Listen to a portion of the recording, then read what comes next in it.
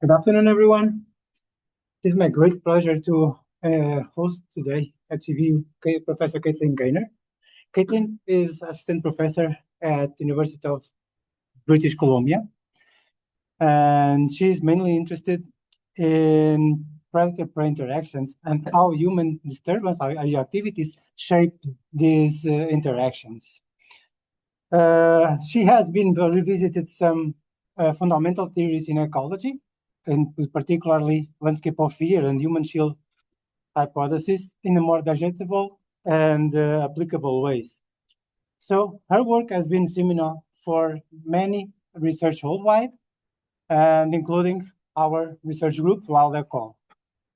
I first met Kaitlyn in my PhD defense. I had the honor to have her as my opponent, and we started a collaboration shortly after that. Since then, we've been discussing many research questions, and we have been developing research projects that we hopefully will connect and strengthen collaborations between CIBIO and UBC. So, Kaitlyn, stage is yours. I hope people enjoy. I'm going to speak English, obviously. That's the extent of my Portuguese. But really, thank you so much for welcoming me here. And it's been really fantastic to meet so many of you over the last couple of days and learn about all the great work you're doing. And yeah, excited. I'll be around the next couple of days as well. So get in touch with Felipe if you want to arrange a time to chat further. He's in charge. Great job. So today I'm going to talk to you. I've called this talk Sharing Space on a Crowded Planet. I'm going to talk about the spatiotemporal responses of large mammals to human disturbance and what that might mean, why we might care. And really at my core, I was first trained as a behavioral ecologist, and my work is really rooted in behavioral ecology and this principle that all animals are balancing resource acquisition with risk avoidance as they make decisions about where to go and what to do. And these trade-offs underpin every decision that an animal makes. I took this picture while I was in Tanzania last year, watching these water bucks slowly chew as this lion made her way towards them, deciding when it was time to give up and go. And ultimately, her cubs were really wanted to play and really distracted her from her hunt. So they lived to chew another blade of grass. But as we're all well aware, these decisions that animals are making are now happening against a growing backdrop of human disturbance. Humans are transforming every corner of the planet. This is an illustration of the Global Terrestrial Human Footprint Index representing the built environment. But even the most remote parts of Earth's lands and seas are, of course, touched by anthropogenic change. And as the global human footprint, human population, and human health grows, it is urgent to understand how our presence affects other species. And it's really well documented that human disturbance is resulting in less biodiversity, in the defaunation of ecosystems through overexploitation of wildlife, habitat destruction, the introduction of invasive species, disease, pollution, climate change. And for many species, especially vertebrates, a high percentage of species shown here in red are known to be experiencing global population declines. But what about the animals that are still here? How are they navigating these altered environments amidst changing resource availability, and changing risks, and new constraints on their behavior? And that's the question that I'll be exploring today. In a review paper led by my colleague Molly Wilson back when I was a postdoc, we explored why this question might matter. So human disturbance in its myriad forms, from species introduction to climate change, can change the risks, resources, and other aspects of habitat suitability. And the aforementioned human impacts on population density can also impact density-dependent behaviors. And so human disturbance can alter patterns of animal movement, foraging, sociality, anti-predator behavior. And whether they're adaptive or maladaptive, these changes to behavior can have costs that impact individual fitness and populations, and also species interactions. And many of these behaviors serve important ecological functions themselves, like nutrient cycling or seed dispersal, which could potentially alter ecosystem services, maybe even with consequences for human societies. And we still don't know a lot about these pathways. These in the dotted lines were, at the time of publication, things that were just in the realm of speculation, but hadn't yet been explored in the published literature. To be honest, even the solid lines, a lot of the evidence was really not that robust. And one major pathway that I'm interested in, that I'm going to be talking about today, is this one, that people are scary. We instill fear in animals, and I spoke about the importance of risk-reward trade-offs. We are adding a major source of risk. And we can draw on knowledge from the study of predator-prey interactions to understand how this risk might shape animal behavior. And as Philippe mentioned, I think a lot about the concept of the landscape of fear, which is this idea that animals experience some spatial heterogeneity and risk that influences where they go and then what they do in a given place and time. And in natural predator-prey systems, these landscapes of fear arise due to interactions between a predator's hunting mode and a prey's anti-predator defenses and the structure of the habitat. And humans are modifying landscapes of fear for animals in many different ways, by changing predators, changing habitat, but also one of them is just by being scary ourselves. We're imposing these anthropogenic landscapes of fear. And given that humans instill fear in wild animals, animals often entirely avoid areas with a high degree of human disturbance, even if there's suitable habitat for them. And spatial partitioning is therefore a mechanism for coexistence between animals and people on broader spatial scales. But of course, it's becoming harder to avoid us in space as that human footprint is expanding globally. And also sometimes humans are in really high quality habitat that animals might want to access. And this led us to the question, might animals all over the world be adjusting their daily activity patterns to avoid humans in time in these spaces where we coexist? And throughout the published scientific literature, there seems to be a lot of evidence that animals were more active at night when they are around people. And seeing all these papers prompted my co-authors and I, actually about a decade ago, we really started thinking about this and to see how widespread this effect was. And to answer this question, how does human disturbance affect the diel activity patterns of large mammals? Our objectives more specifically were to understand and quantify diel activity in response to human disturbance across different species and types of disturbance. And we approached this question with a meta-analysis of 141 case studies from around the world, covering a range of mammalian taxa over 5 kilograms. And to be included, the study had to have some control natural area or season. We treated this as a baseline for typical activity patterns. And then a treatment with high human disturbance. So here are just some examples. Maybe in an area with and without a given disturbance, a different distance from disturbance, during or after a seasonal disturbance, for example. And these studies used a range of tools to look at the 24-hour activity of wildlife, mostly camera traps, which take a picture of anything that walks by 24 hours a day, or activity sensors, accelerometers, other ways of measuring movement speed just from GPS tracking. And from this information, we determined the time of day that animals were active. What I'm showing you here is nocturnality, which we calculated as just the percentage of an animal's activity that occurred at night. And here are the baseline levels of nocturnality, just simply ordered from the least nocturnal to the most nocturnal under low human disturbance. These are kind of our typical conditions. And there was a really wide range of starting points. And then here are the paired values of nocturnality under high disturbance. And honestly, you don't even really need to do the meta-analysis to know that there is an increase in nocturnal activity. The vast majority, 83% of these case studies documented an increase. But of course, we did the meta-analysis anyway. We calculated the risk ratio as just a measure of the size of that shift, just the ratio of how nocturnal they were under high disturbance to low. For positive values, mean they're more nocturnal. And overall, we found mammals were, on average, 1.36 times more nocturnal in response to humans. And just to put that into a more intuitive number, an animal that in typical conditions would split its activity 50-50 day and night would increase its nighttime activity to 68% around people. And we saw this increased nocturnality across all trophic levels, from apex carnivores to herbivore prey. And we saw an effect across all body size classes with a slight trend towards a greater response in larger bodied mammals, which might find it harder to avoid people in space because of their extensive space. And perhaps surprisingly, we saw this pattern across different types of human disturbance. So whether or not the disturbance was lethal or non-lethal, whether it was associated with night lights or not with lighting at all, animals responded strongly to all types of human infrastructure and presence, suggesting that our presence alone is enough to disrupt their natural pattern of behavior, even if we're not putting out any lights or shooting. So we don't yet understand the consequences of this widespread behavioral shift, and I think it has raised a lot of important questions for future research. For one, many of these animals have evolved adaptations to living in the daylight. We might expect them to have trouble finding mates, finding food, communicating in the darkness, which could potentially compromise their survival and reproduction. Animals might also be excluded from certain resources during the day, like animals that need water. So sable antelope in Zimbabwe were utilizing water holes less during the heat of the day, avoiding hunting risk for people. And if this behavioral change persists in certain populations, as it may have already been doing for quite some time, an increase in nocturnality might drive selection for morphological, physiological, other behavioral adaptations to nighttime activity. This could already be happening.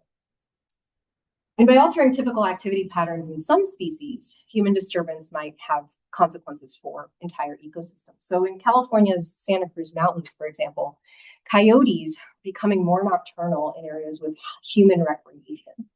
And studies have linked this behavioral change to dietary shifts from diurnal to nocturnal prey. So they're eating fewer things like squirrels and songbirds and more rats and other things after the night, which could have implications, has implications for their dietary niche partitioning with nocturnal mesocarnivores and small mammal communities. Maybe. So this global increase of nocturnality in human-dominated landscapes, I think, demonstrates a high degree of behavioral plasticity of animals. And an optimistic take, glass half full, is that temporal partitioning could be a mechanism for humans and animals to coexist on fine scales on this increasingly crowded planet. If animals are able to meet their needs at the night, they might be able to successfully navigate human-dominated landscapes and avoid direct encounters that could be potentially dangerous for people and animals. But of course, not all animals are willing or able to just switch to a nocturnal lifestyle and thrive. And those that avoid human disturbance entirely are, of course, the most vulnerable to the expanding human footprint. So the animals that stayed away from humans 100% were not even included in this meta-analysis because they had to be present in the high human disturbance condition. But despite perceptions of risk, animals often seek out areas of high human activity because it often provides accessible or high quality food resources like crops, livestock, refuse. And so going back to this idea of risk foraging trade-offs, sometimes areas of anthropogenic disturbance are associated with both threats from people and high quality resources or some other benefit. And so this kind of leads me to the next question: how are animals trading off risk and benefit associated with human disturbance? We've already discussed spatial and temporal partitioning as ways for animals to navigate the human footprint. But for some species, you may see behavioral adjustments at relatively fine spatiotemporal scales, where during the daytime, animals seek out areas of lower human activity, and at night move into human-dominated areas to take advantage of resources. And so I'll briefly talk about a project we did at one of the field sites that I've been working on for the last decade, including some Gorongosa National Park, which is located in central Mozambique. It hosts a diversity of large mammal species, the largest of which are African elephants. And elephants have flexible diel activity patterns, large home range sizes. They are sensitive to human disturbance. Humans are sensitive to elephant disturbance. And we looked at the effects of roads inside the park and settlements outside the park using camera traps on the diel activity patterns of elephants. And so elephants associate roads with risk. They have perceived risk associated with vehicles in the park due to a long history of poaching. But roads also provide some benefit to elephants. They make it easy for elephants to move through dense landscapes, reduce the cost of locomotion. A lot of the roads, honestly, a lot of Africa originated as elephant trails first. And so we used camera traps and found relatively higher detection rates on the roads than off the roads, kind of showing that elephants are using them to travel. We're more likely to find them off the road than any given location. More likely to find them on the road than off. But when we looked at when the elephants were using the roads, we saw something interesting. So off the road, which is what you're seeing now, this is a 24-hour activity pattern of elephants. There's kind of a dip before sunrise. They're moving around during the daytime off the roads, slight dip in the night. But when we look on the road, we see elephants are using the roads at night and avoiding them during the day when people are driving around. And this temporal partitioning on roads can be a good thing reducing human-wildlife conflict. This is a picture of my truck after I encountered an elephant that really didn't want me there. But of course, avoidance of vehicles isn't entirely positive. Like tourists want to see elephants, and it might be limiting elephant movement by day if they're not on the roads. We also looked, as I said, at settlements. So again, elephants don't want to come into contact with people who, very understandably, will harass them, chase them away, try to get them out of their fields. But settlements provide a great potential reward. Elephants can access high-quality food resources in the form of crops. They're known to consume crops in these communities. And similar to the case with roads, we found on any given camera higher elephant activity near settlements. This effect is really because these cameras were put in areas where elephants were known to cross. So take that with a grain of salt. But this is the interesting pattern that, this is in the park. Elephants are kind of active throughout the day, maybe a bit more so during the day. But settlements, they wait until the sun goes down, and that is when they're in there foraging. So minimizing risk of direct contact with people, maximizing crop foraging opportunities. But whereas that temporal partitioning on the roads was a good thing for human-wildlife conflict, of course, this shift in the context of settlements is quite bad for human-wildlife conflict. It makes it much more difficult for local farmers to protect their crops, really high rates of crop damage. And the human-elephant conflict is a major problem in Borneo and much of Africa and Asia. So what can we do? Going back to the idea of risk foraging trade-offs, we can pull on that lever of risk perception and see if we can't make that force a little stronger. And so some colleagues in Mozambique are using beehives now to scare away elephants in the nighttime when people are asleep. And it works. The sound of a tiny bee is enough to ward off these giants. At least it works locally, although where there's a will, there's a way. It's always an arms race against elephants. So we see, just to sum this up, that animals might be drawn to areas of human disturbance for one reason or another, but use them at times of day when people are less active to balance risk and opportunity. And that resulting reduction in spatiotemporal overlap can either facilitate coexistence or conflict, really depending on the situation. So the elephant case study, I think, highlights how animals are balancing fear of humans, benefits of humans. And really all over the world, animals are facing novel risk-reward trade-offs. And I want to explore how these trade-offs might vary among individual animals based on those individual animals' experience with human disturbance. Kind of brings me to the third chapter of this talk. How do these trade-offs vary based on an animal's exposure and experience with humans? So habituation through repeated benign exposure to humans can reduce the fear of humans. So animals might no longer avoid humans. And this is evident in this photo of a mountain goat in Glacier National Park walking in front of a tourist without a care in the world. Clearly lost that landscape of fear response. But alternatively, repeated negative experiences with humans, like aversive conditioning or hunting, might drive sensitization or enhance that fear, which might then lead to stronger avoidance of people. And so this would be the case for those elephants that learn to fear humans after decades of poaching. And then habituation and then synanthropy might feed into another. When I say synanthropy, I'm talking about this tendency to associate humans with some benefit. So animals that become food conditioned, that learn, oh, humans have good food, might then habituate to people, lose their fear. Or conversely, animals that habituate to people might then learn, oh, there's good food here, and exploit anthropogenic resources. So habituation and synanthropy can go hand in hand. So how might these trade-offs affect habitat selection? And more specifically, how will this affect animals' spatial responses to spatially variable human disturbance? So we should expect that animals that fear humans should avoid it. And so here, a negative value on this selection scale is avoiding disturbance. Under this risk avoidance hypothesis, avoid humans. Whereas animals that are synanthropic, that reap some benefit from living alongside humans, should prefer it. So we might see this selection. And here I'm talking about the disproportionate use of these areas relative to their availability. And given that exposure to humans can shape relative perceptions of risk and benefit associated with disturbance, we might expect to see a functional response in habitat selection. And here I'm talking about functional responses when selection for a particular environmental feature changes as a function of the availability of that feature in the animal's environment. Or it may also apply to cases where some aspect of environmental context shapes selection for a given feature.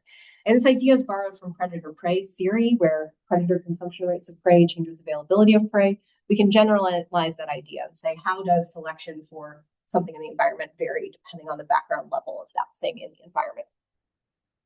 And so in the context of human disturbance, we might expect some variability in responses to disturbance to be explained by exposure to humans. And so I'm now adding an x-axis to this graph, where values on the left side of the x-axis would be animals that have very low exposure to humans. These are animals in the wilderness, while values on the right side would represent animals living in very developed areas. And there's a few different ways we might expect this functional response to take shape.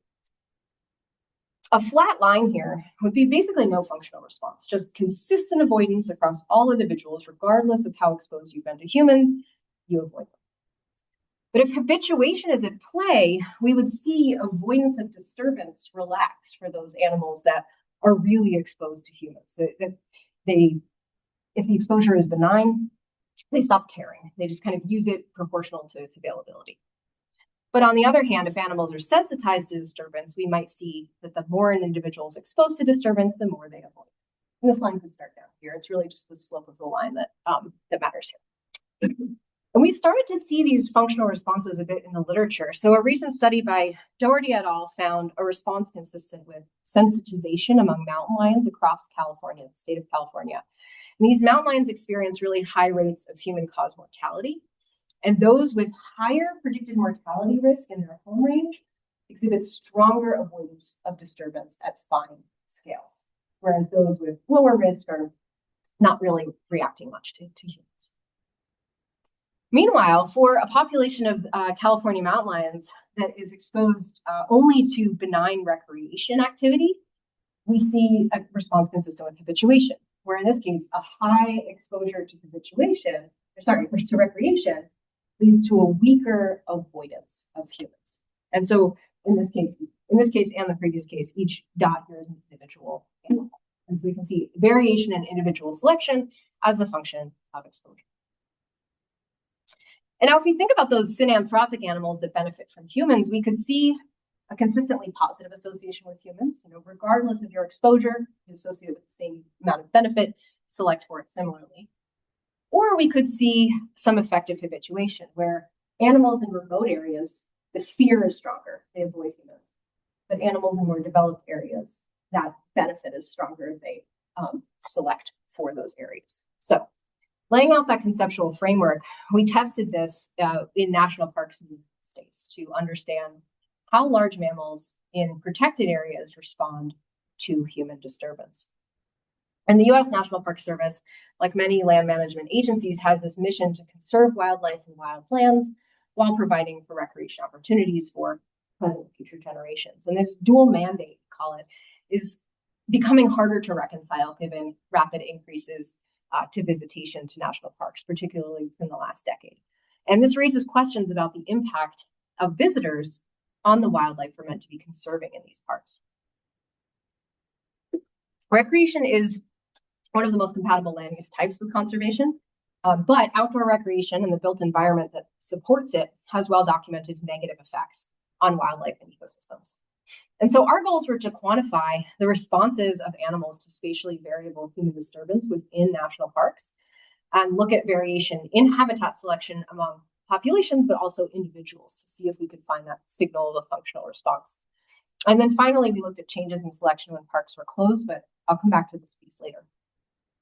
And to do this, we drew on GPS telemetry data, so collar data from large mammals in national parks. And we ended up with data from a total of 20 wildlife populations in 14 parks. And the effort would not have been possible without the contributions of a really long list of amazing scientists and managers, people doing the hard work with these animals. And the data included a mix of ungulates and carnivores with the goal of comparing patterns of habitat selection across species. So to simplify our inference, we created this aggregate measure of human disturbance, which we're going to call the human footprint. And this is similar to other global human footprint indices, like that one I showed on that second slide. but calculated at a much finer spatial scale based on features that tend to occur within national parks and be most relevant to animal movement.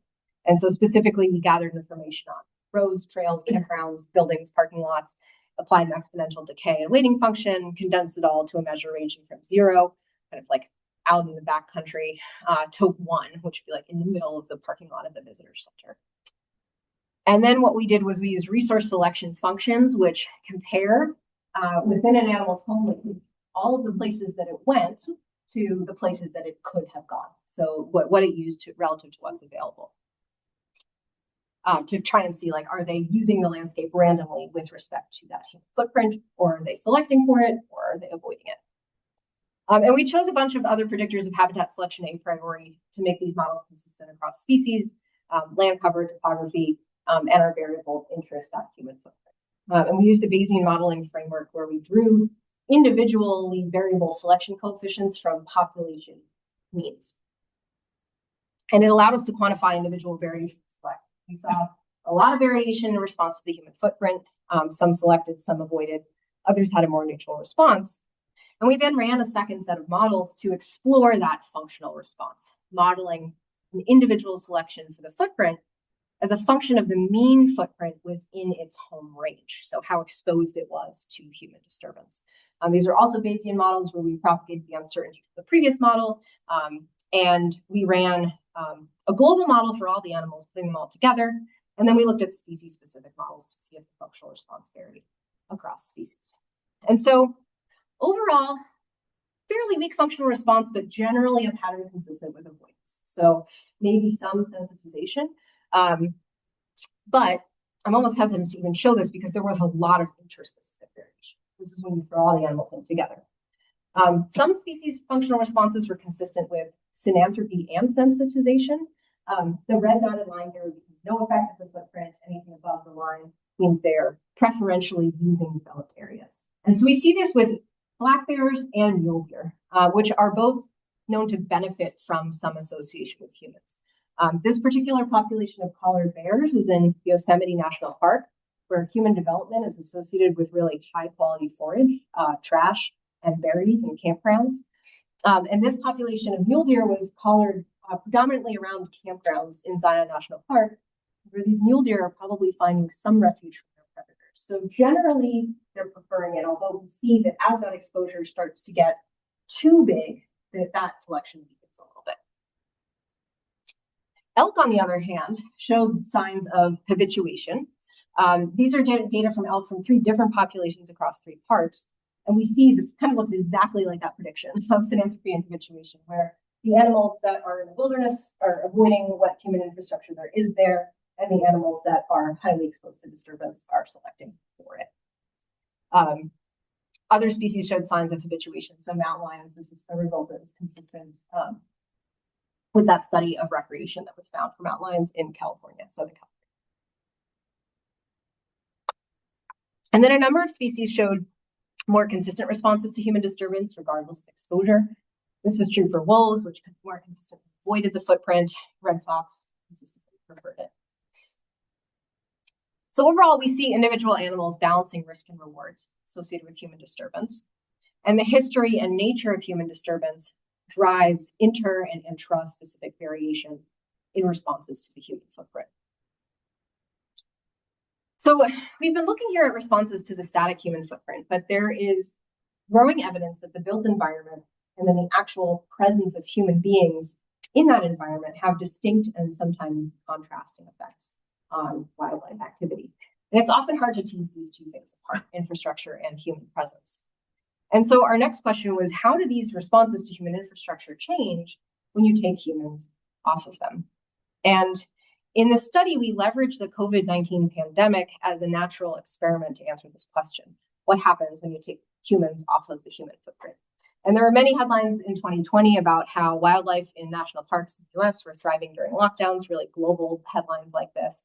And so we drilled into those same data to see if this was backed by evidence or if these were just anecdotes. And so all the data I've shown you thus far come from 2019. Typical year of visitation, but we also looked at animal movement in 2020 when the parks were completely closed to visitors and subset the data to the same dates in those 2 years. But we might expect that functional response to change when you remove humans from the landscape. So if you reduce fear, you might expect the avoidance of the human footprint to disappear in risk-averse individuals, so neutral response. If you reduce the benefit, you might see selection for the footprint disappear in synanthropic individuals. Or you could see some exploration where risk-averse animals might start to select for the human footprint to take advantage of previously unexploited resources. Honestly, there's a whole bunch of different potential explanations depending on where you're starting from, expectations depending where you're starting from. But what we found overall is that when parks were closed, the animals in more developed areas started to use those areas more, consistent with the exploration hypothesis. I won't get into the species-specific responses here, but we did see a lot of variation among species. With many of the species exhibited similar functional responses during the closure and normal visitation, and others changed markedly. And now for many of the populations in this study, we had different individuals collared in the 2 years, but we decided to take a closer look at only the individual animals that were collared in both 2019 and 2020 to see how did the individual animal change its behavior when you took people out of the parks. And again, we saw a functional response emerge. So what you're looking at here is the mean footprint in an animal's home range in 2019, and then how much it changed its selection for the footprint when the park was closed. And so what we're seeing is that the individuals living in the more developed areas showed the greatest change, kind of increase their association with human footprint. This means either they selected for it more or avoided it less. And this makes sense. These are the animals that experience the greatest perturbation in their home range when parks were closed. And something I want to highlight, I want to note that it was only when we considered individual variation that we saw these patterns emerge. When we ignored the functional response, we averaged across animals, it looks like there's some universal avoidance of the human footprint and really no effect of the park closures at all. And it was only when we drilled into population and individual level responses that's where the story emerged. And so I guess this is just a call to look at your variation and not just at your peaks. My PhD student, Jenny Green, drilled even further into the fine scale movement data from Yosemite National Park, those black bears that I mentioned. It's one of the most visited parks in the country, one of the most troublesome in terms of human-wildlife conflict, given this really high spatial overlap between the tourist attractions of Yosemite Valley and the excellent bear habitat in Yosemite Valley.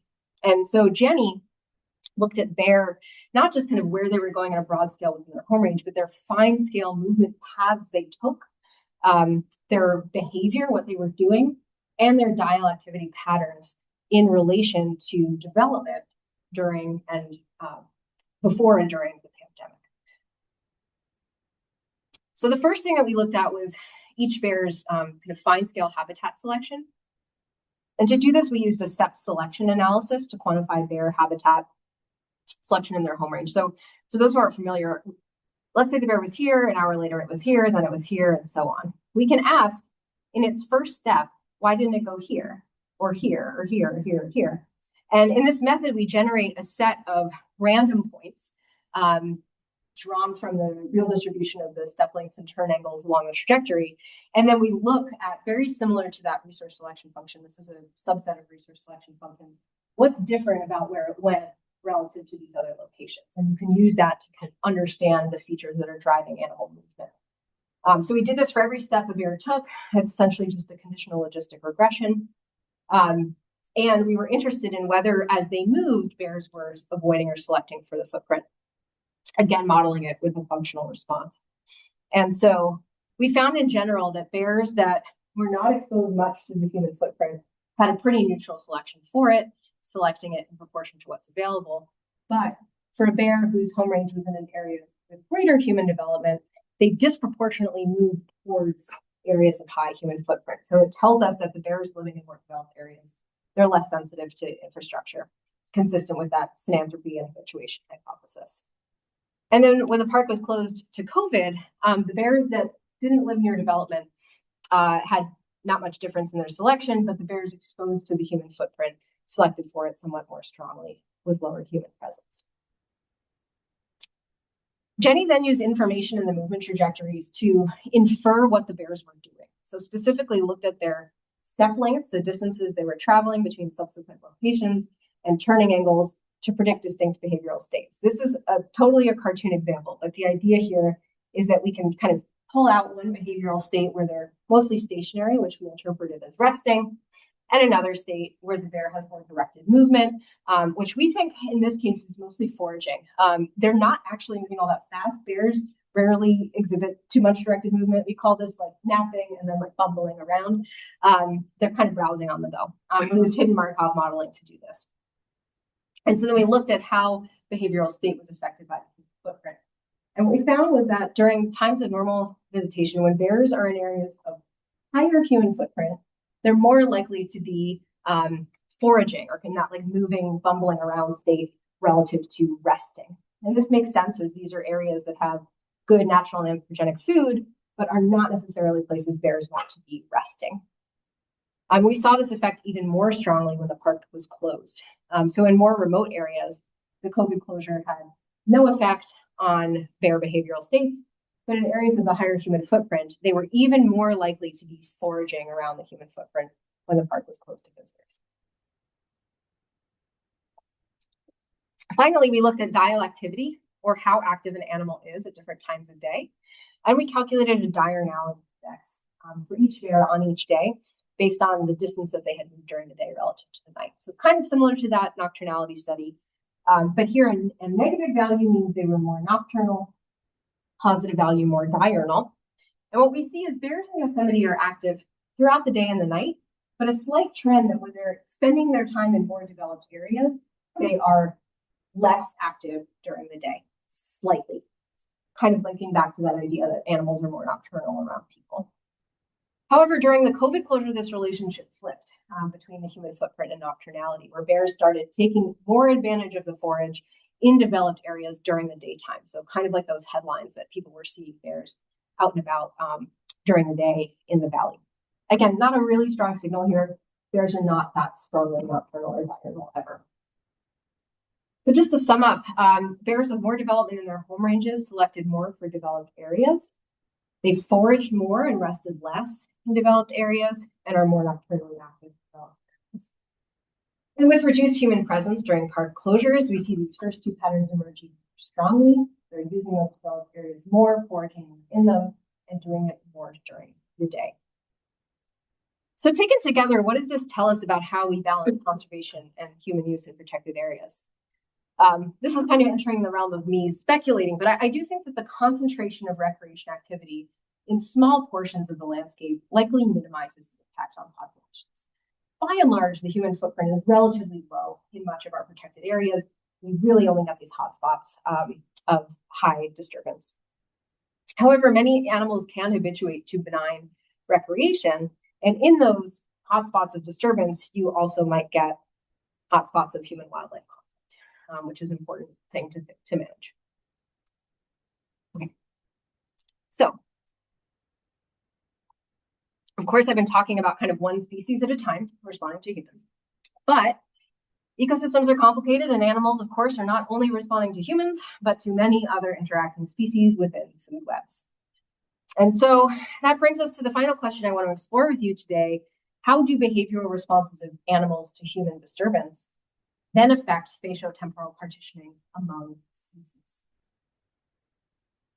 So, as Philippe mentioned, I'm interested a lot in predator-prey interactions. And if we have predators responding to humans and prey responding to humans, what does that mean for predator-prey spatiotemporal overlap and their interactions, and for predation and predation risk?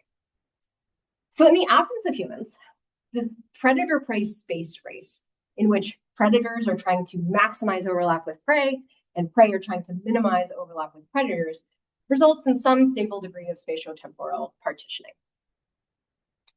But if both predators and prey are avoiding humans, this like mutual avoidance hypothesis, I'm calling it, they might be squeezed into the same spaces or time periods of the day and overlap with each other more. And consequently, under this scenario, we can think about predators are kind of winning the space race now. We're kind of tipping the advantage to the predators. Right.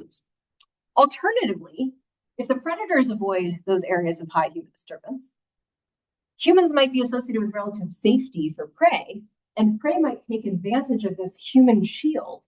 And in this scenario, prey are winning this race. And so I want to talk about a meta-analysis that should come out. We just submitted the proofs yesterday, hopefully soon, in which we explored the effects of disturbance on temporal overlap between mammalian predators and prey. And this is work led by a visiting postdoc in my lab in Worcester and a whole bunch of other people. And so going back to that first study I talked about in this talk, what we found was that all gills of large mammals increase their nocturnality in response to disturbance. So if animals across trophic groups are becoming more nocturnal, what does that mean for the temporal overlap between predators and prey?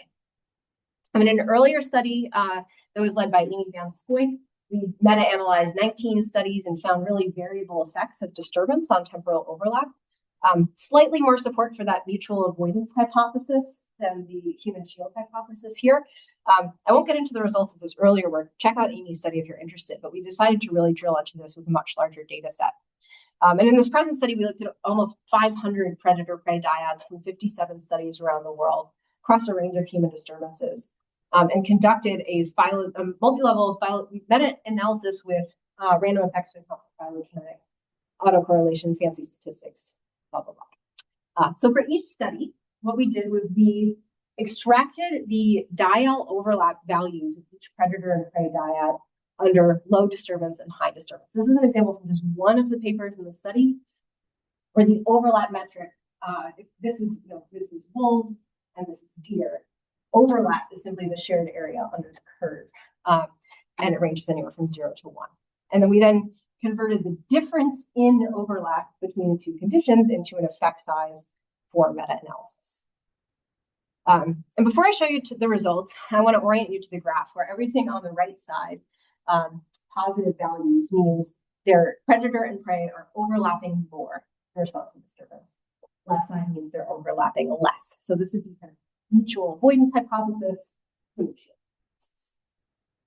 this is what we found. Eamon just presented this at a conference last week, and he said it was the biggest zero that you could possibly have in a meta-analysis. On average, no mean effect of disturbance, but a huge amount of variation. And here, the thicker lines are the confidence intervals, the lines are the prediction intervals, 95%. And this also held when we separated predator-prey dyads and intraguild predation among carnivores. And we saw no effect of disturbance type on the change in overlap. All these confidence intervals overlap with 0. Notably, again, lethal disturbances, no different than non-lethal. But when we started to look at body size, that's when we started to see some of this variation explained. So bear with me, this is a little bit of a headache to wrap your head around. But for smaller bodied predators, human disturbance was associated with more temporal overlap, prey response. For larger bodied predators, it was associated with less overlap. Opposite pattern for prey, though. For smaller bodied prey, disturbance was associated with less overlap. For larger bodied prey, it was associated with more overlap.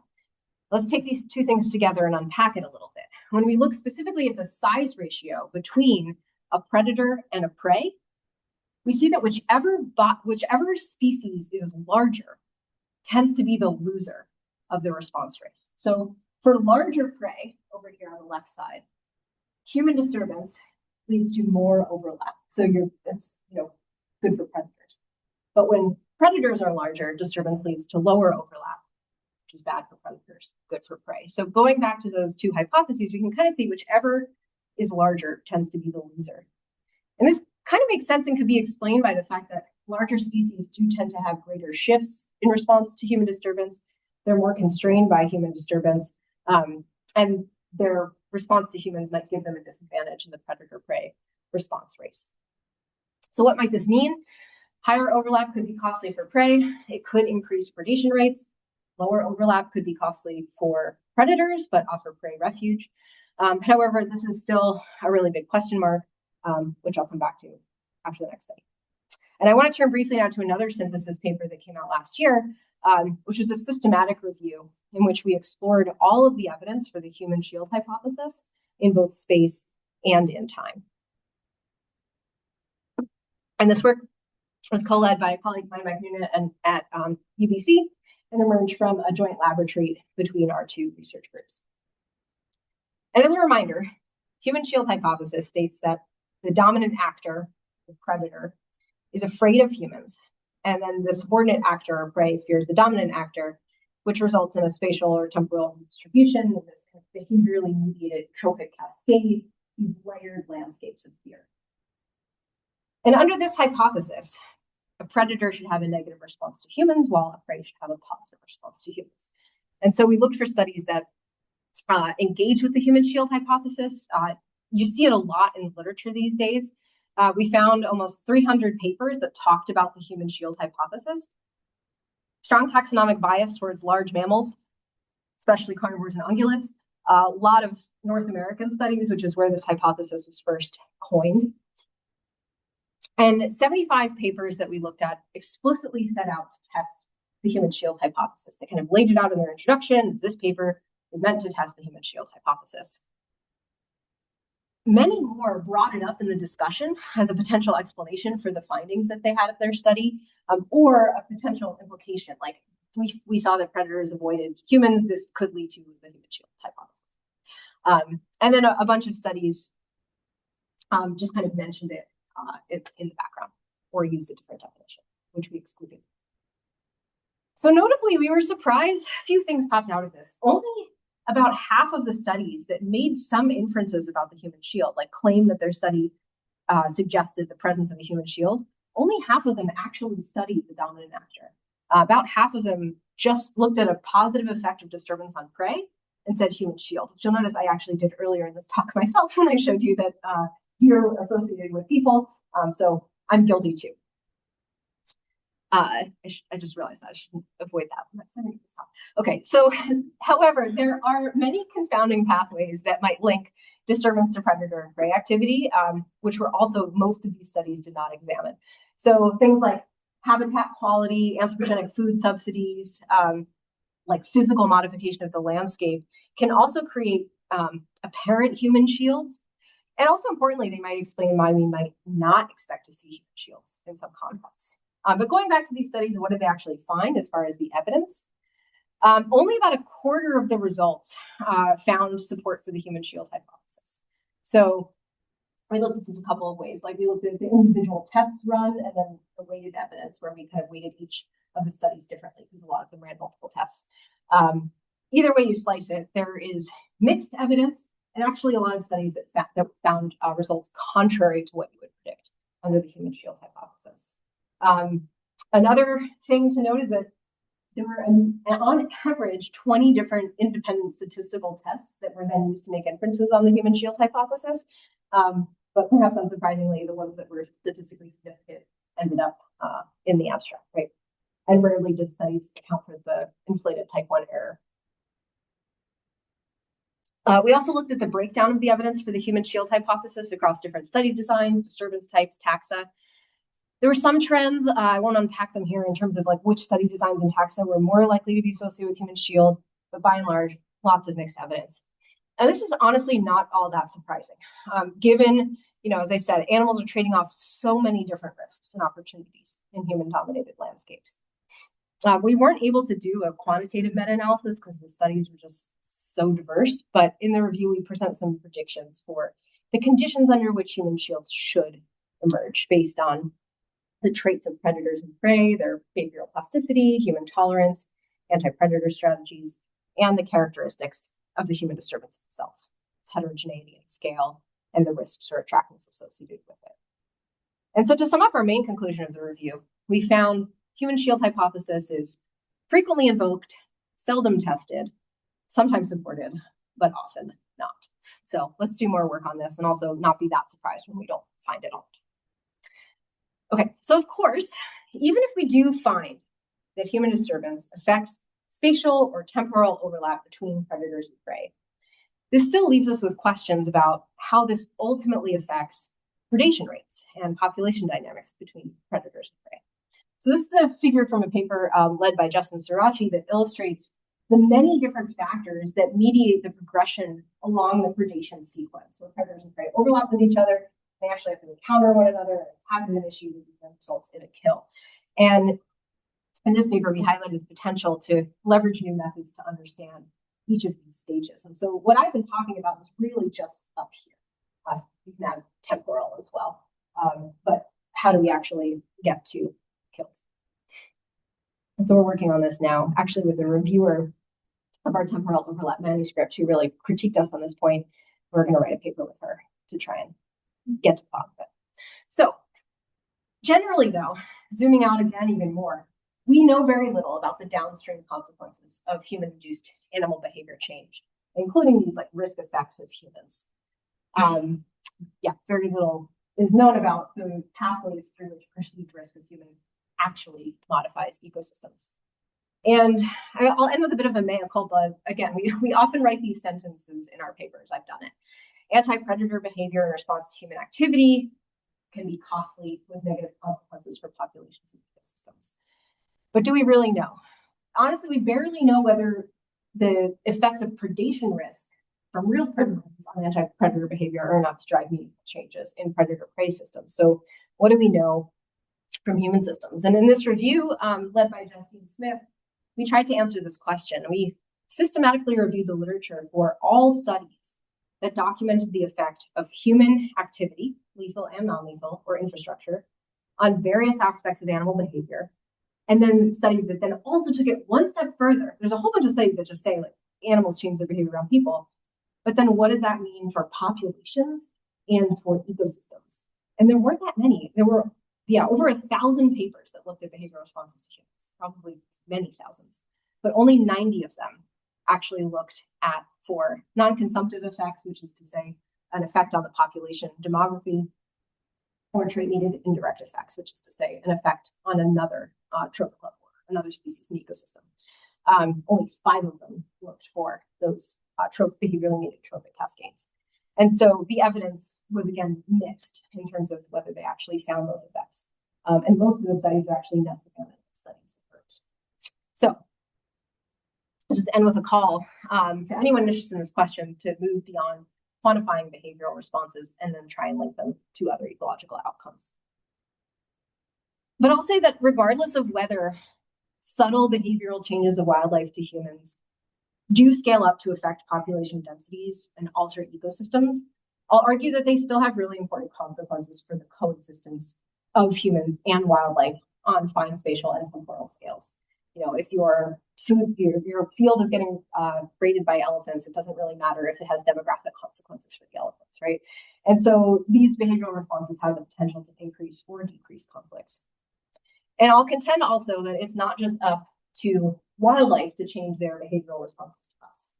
It's also up to us to think about how we can change our behavior to better coexist on this planet for our mutual benefit. And with that, thank you for your attention.